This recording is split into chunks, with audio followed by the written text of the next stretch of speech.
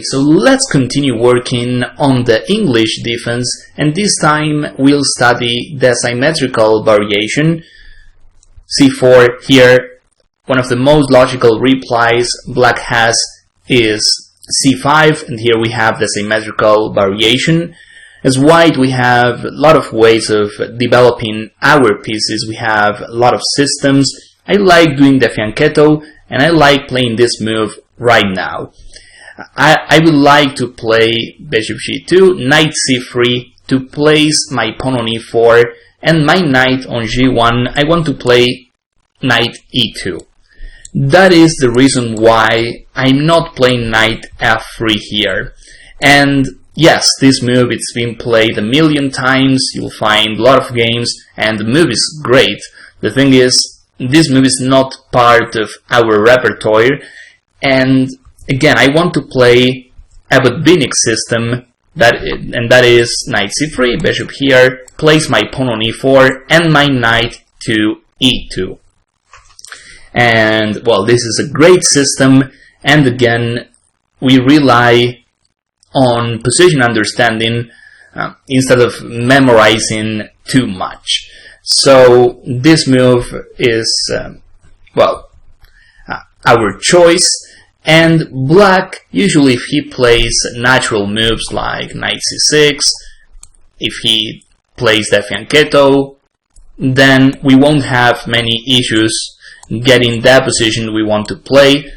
But before we study this main line, we have to see what happens if he tries occupying the center and stopping our Budbinic setup. And he can try doing this. I mean, for instance, he can try d5 here. This is not a great move because we take.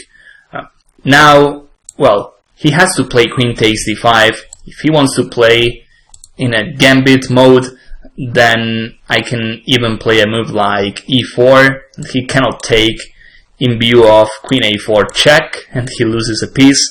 So, I mean, if he plays d5, I take, queen takes, I just play knight f3, and the queen is in a bad spot because I play knight c3 next, I win a tempo, and this is great for white. So, what he can try to avoid our Budbinic setup is this move, knight f6. Here we'll play bishop here, and before we jump into the main line, I mean, which can be this, for instance, knight c3, bishop here, e4, Budbinic system, can also be knight c6, knight here, this, e4, we have another Budbinic system. I mean, if he doesn't occupy the center, then we'll get a Budbinic system sooner or later. But he has two systems to play a different game. One of them is d5. I mean, if he plays d5 right here, we have to take, and then we have a position which reminds me a bit of the reversed Sicilian. And he can also play e6 right here, and after knight f3, d5, and again, it is another sort of position. The Budbinic system, we cannot play it here. And regarding this move order, I would like to point out that here we play knight f3, and we don't play this move, because then after d5, he has the chance of playing a quick d4, and this knight is not in a great place. I mean, this move is going to be annoying, and if we play d4 ourselves, he takes, queen takes, knight here, then he plays d4, and we have a lot of development issues. So, against this move order, we'll just play knight f3, and after d5 we take, he takes, and we play d4. There's no knight on c3, so we don't have to be concerned about him playing d4. And in this line, which is called the Tarrasch variation, we'll play against black's isolated pawn. This is something that happens from a d4 game, but here black is more or less forcing us to play this. But that's not an issue, because the Tarrasch variation is playable, but it's well known that white has an advantage, and I'll show you some ideas to have a comfortable middle game. But before we start with Tarrasch, which is e6 and d5, we'll see this move, which can also be played by Grunfeld players. Black wants to get active play from the beginning. Again, if he plays something else, then we play knight c3. Now d5 is not possible. e6 and d5 doesn't make any sense when he has the fianchetto. Not to mention we are going to play a quick e4. So if he wants to change the game, it is now or never. And now, yeah, with this introduction I made, let's start with d5. We take, knight takes, and then the simple knight c3. Here black is in a tough spot already because he has to decide whether to play knight c7 or knight takes c3. And taking on c3, I mean, it's an easy game for us because we open the b file. He doesn't have a piece, a minor piece on the king side. I mean, apart from his bishop f8, there's no knight f6, and here as white we have a lot of pressure on the queen side already. As you can see, he cannot play b6. We have queen a4 coming anytime soon. And another plan I like in this position, depending on what black plays of course, but I'll just show you. Imagine he plays some random move. I like playing this. Well, here we have stronger moves than the ones I'm playing, but I'm just showing a good plan I like is to play with d3. Maybe d4 is powerful as well, but we have a lot of ways of putting pressure on the queen side. Even if he plays a move like rook b8, moves like bishop f4 are powerful. And I mean, black can try playing this, but there's no point in taking on c3, especially when he played c5 already. If he had the pawn on c7, then, well, he can play c6, he can stop our bishop on g2, but here we get a lot of free play on the queen side, and black has basically nothing in return. So this game, you can check it. You'll find the game Sokolov against Siengsen. I don't know how to pronounce that, but yeah, you'll find the game by Sokolov on the database you have together with this course. And white simply got a nice advantage because black couldn't develop his queen side. So the main move is knight c7, and here we have this annoying check with queen a4. You'll see a lot of players in this position playing d3, and the idea is to start putting pressure on black's queen side with bishop b3 and rook c1. Queen b3 is another option. Attacking on b7, and after this you'll see this unexpected move. I mean, this has been played a couple of times, and yes, black has the bishop pair, but his queen side is a disaster and we have a healthy pawn structure. This is another possibility. It is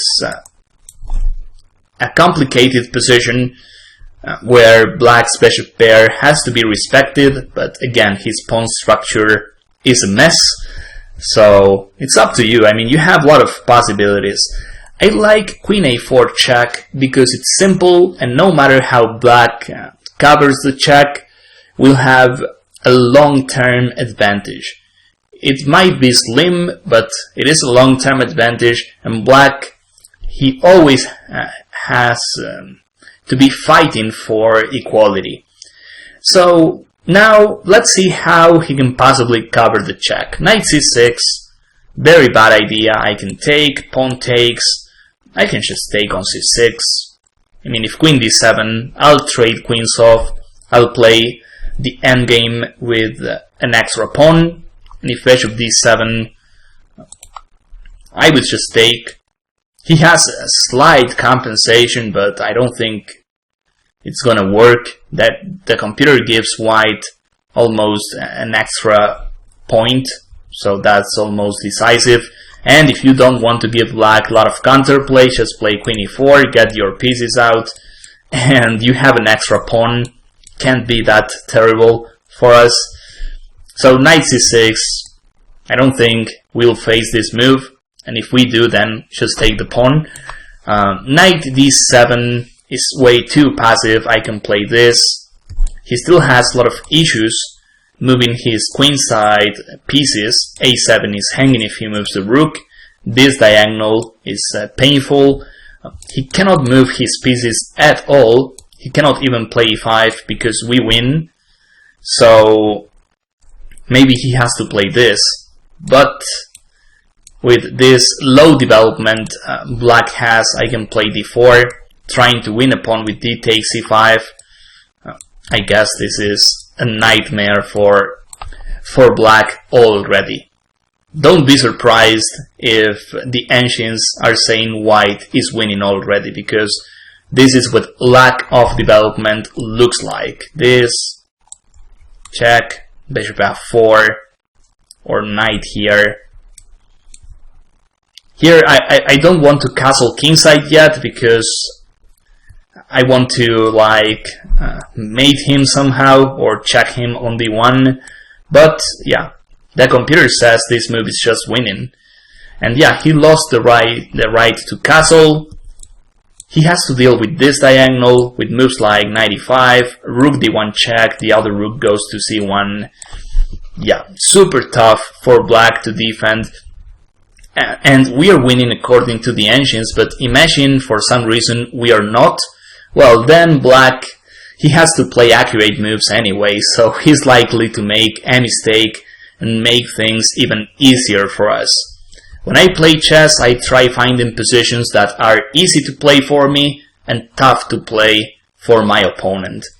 And even if the computer says it's equal, I'll go for it. What matters is the practice point of view. So knight d7, uncomfortable for black. I just keep on developing my pieces, and black has a stable advantage. So we can, a conclusion would be that if he covers the check with the knight, he is in a bad position. Bishop d7, well, this move, I can start with queen c4 for instance, and he's losing a pawn because he cannot protect both b7 and c5, but I think queen b3 is even better. Okay, he might have some counterplay if he plays this. I can just take on b7, he has knight here, and here just queen e4, and we are much better. We stop the check, we can continue developing our pieces.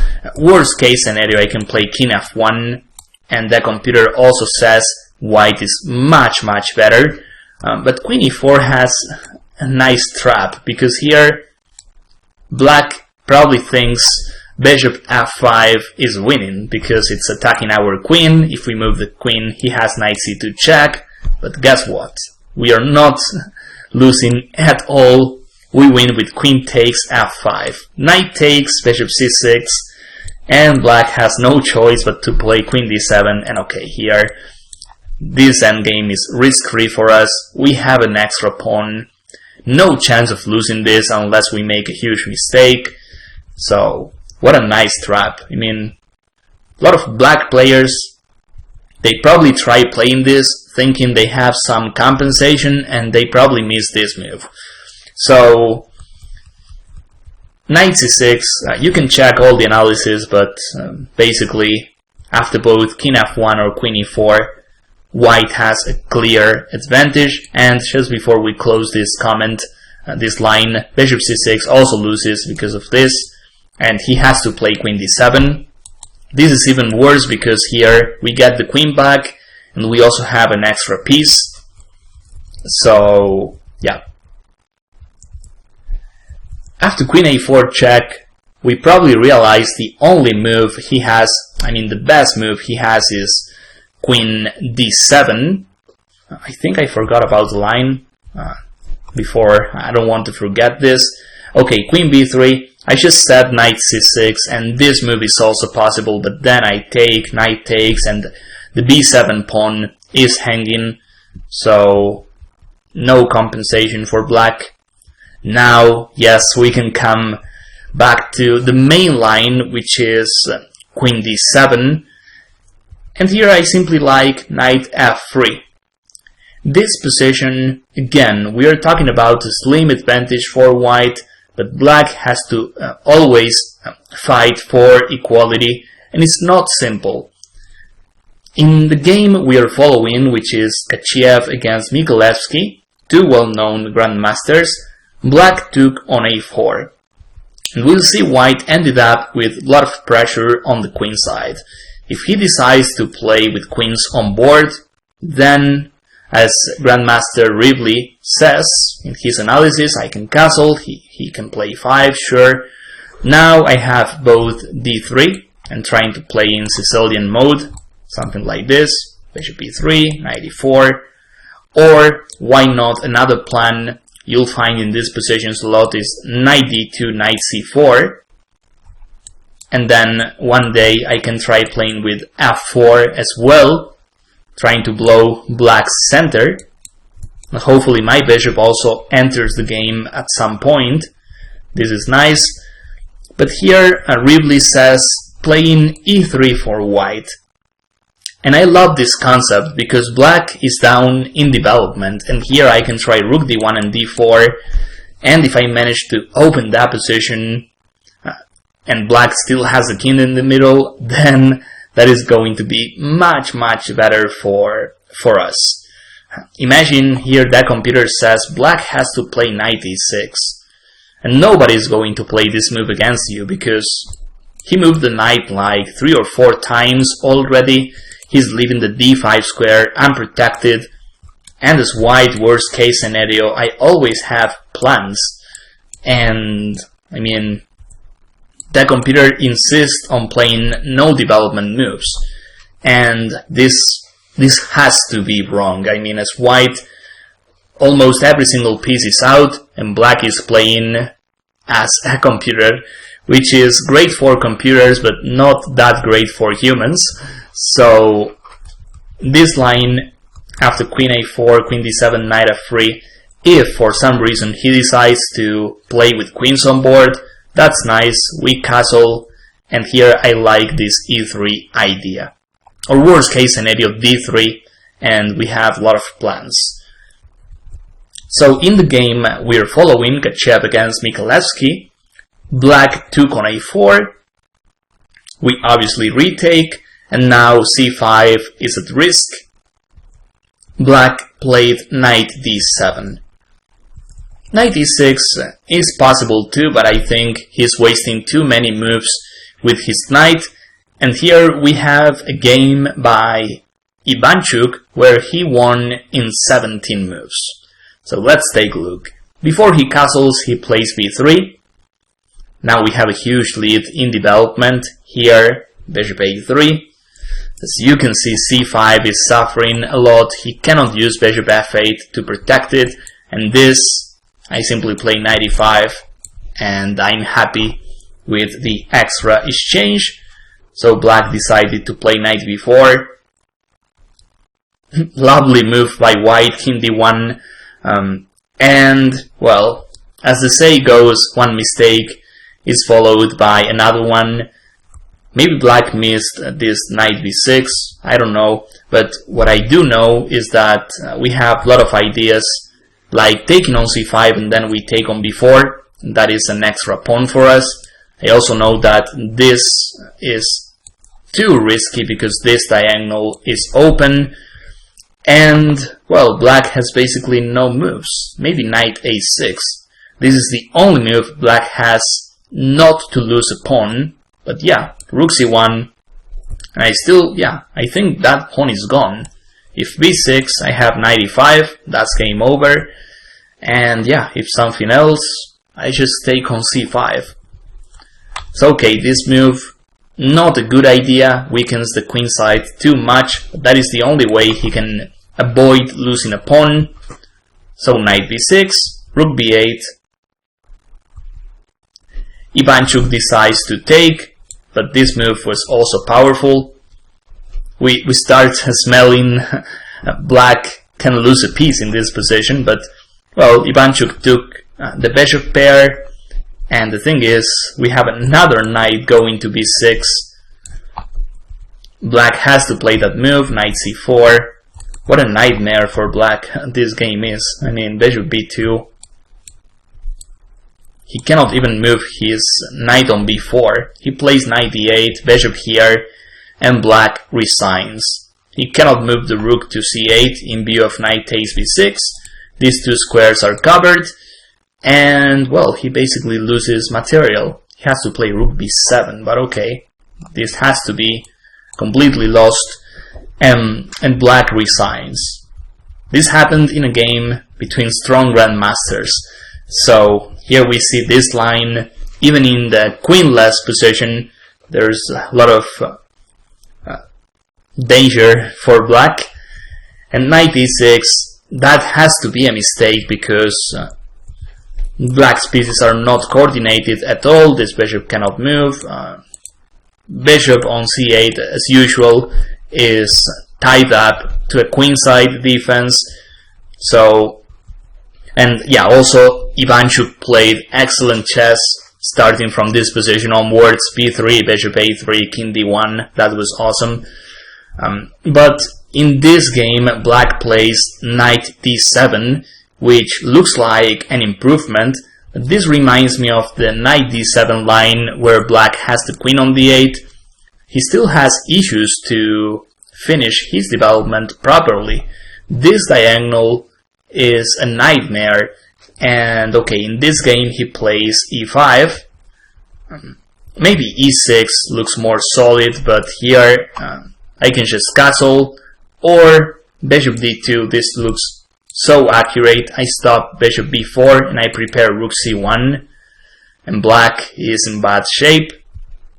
It's like his queenside, his entire queenside is dead. So he plays e5, knight b3. I like what black did in this game, trying to develop as soon as possible to trade a couple of pieces off, but still he has issues because of this well-known stuff on the queen side. And king takes d2. Love this move as well. There's no point in taking with the knight. It is an endgame, queenless position, so we take with the king. And here black played knight b6. He can try something else, but rook c1 is coming, even rook d1. And if he moves this knight, I can even consider knight c5. And again, he's suffering because of this diagonal and his weak queenside. Black played knight b6, and white ignores the threat and plays rook hc1. Of course, if we take, we still have a risk-free endgame. We have nothing to lose, and we can try exploiting black's weaknesses. But white, I think he was inspired when he played this game. Now, if he takes on a4, I mean, we have a rook on the seventh rank, a lot of attack. I don't think he can even take on b2 because that knight is so easy to trap. Then that's it. So after rook hc1, black played knight e6. Again, we can take on b6 and we have a nice advantage, but white prefers playing with activity, trying to target black's most passive pieces. And I would say here white's advantage is clear. In worst case scenario, we are talking about a risk-free position for us, and black still with a lot of issues to solve, like the advance of the a-pawn, how to unfold his position. I mean, black has no way of finishing his development. For instance, if he takes, well, knight takes is great, but also rook takes, trying to take this pawn, and also rook c7. I mean, I have so many threats. I don't see how he can possibly develop that bishop. And after rook b8, which is what black played, The nightmare continues. He takes, rook takes, f6, and what ended up happening in this game is that white took full control of the 7th rank, and black is still fighting to get his pieces out. You can check the entire game, it is instructive, you'll learn a lot of strategy as well, but this shows how dangerous this line is for black. A single detail like his weak queenside can be enough to lose, and yeah, in fact in this game what happened is that black lost the b7 pawn. There was nothing he can do to protect b7, and then he lost the endgame being down a pawn. So very instructive line. Apart from theory, we can learn a lot of strategy, and that is a great thing about the English. You'll definitely become a much better positional player. So that's all for this video. I hope you found this useful. I hope you could learn something, and of course, I want to see you guys in my next chapters. Thank you.